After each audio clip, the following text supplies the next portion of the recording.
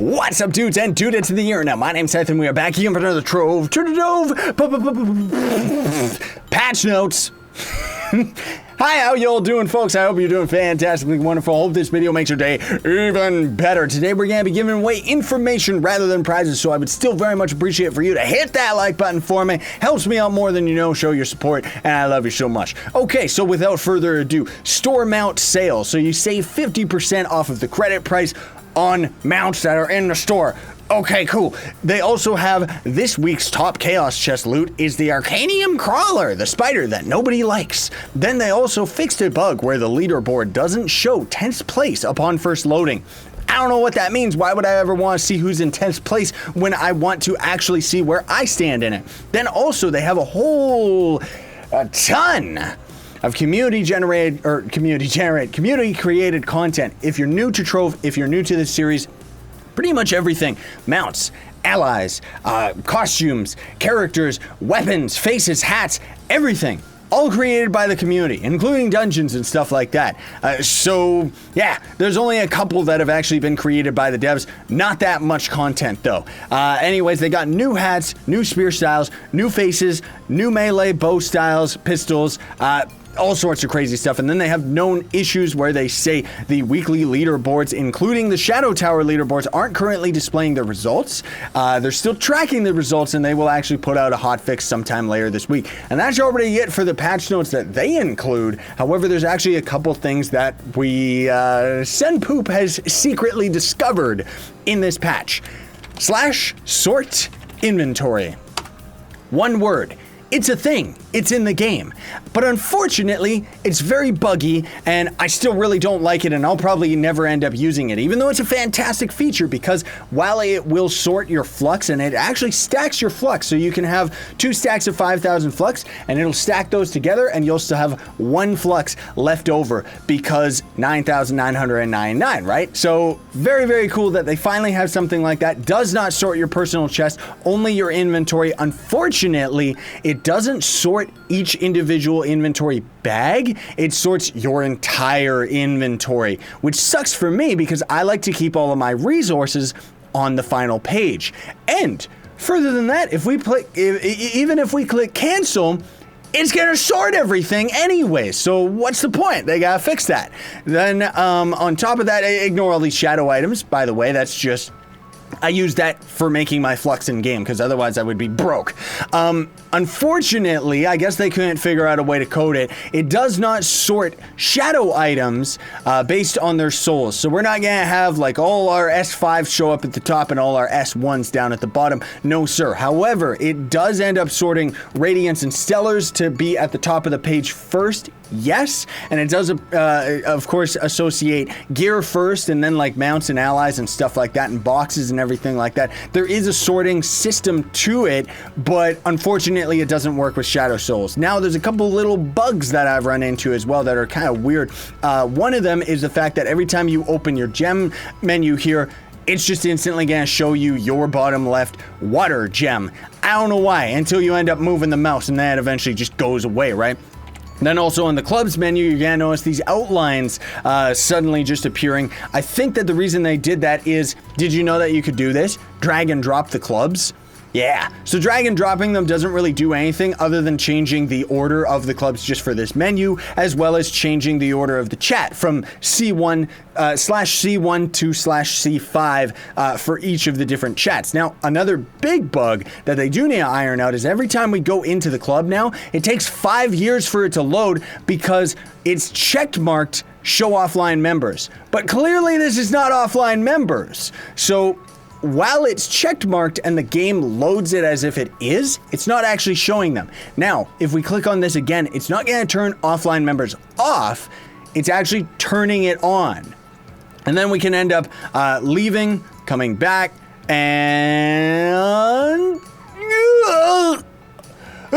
Okay, so that time it ended up carrying over, but otherwise if we end up unchecking it, leave, come back, still takes a little while to load because it does end up putting the check mark again.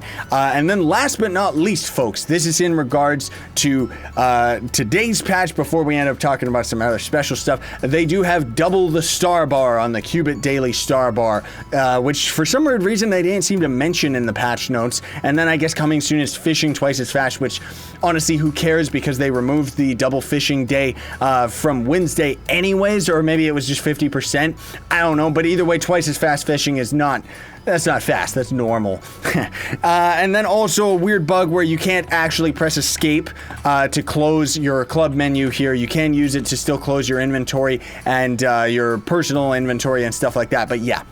And then the other things too, they do mention this in the patch notes, yes, but needless to say, everybody, they do actually mention that they're working on the Dino Tamer class, kind of trying to finalize him before they end up showing us any footage of it. And then also a couple people have been peeking into the game code, peeking into the blueprint files and stuff like that, and hashtag confirm. Let me get out of here because well, actually, maybe we're, whatever. They're all asking and wondering what I'm doing. So we hashtag confirm that there is going to be Earth Green gems. So meaning that there's going to be a whole other bunch of gems that are going to be garbage RNG that we're going to have to deal with, which means that the dinosaur biome, it's not a biome, it's an elemental world, which is a little bit disappointing because it does mean that rather than just going into a normal Uber portal, we're gonna end up seeing it as another portal just sitting right here on the side that's gonna be a dumb elemental world, which is fine, but hey, whatever. And then I guess just in the normal elemental worlds,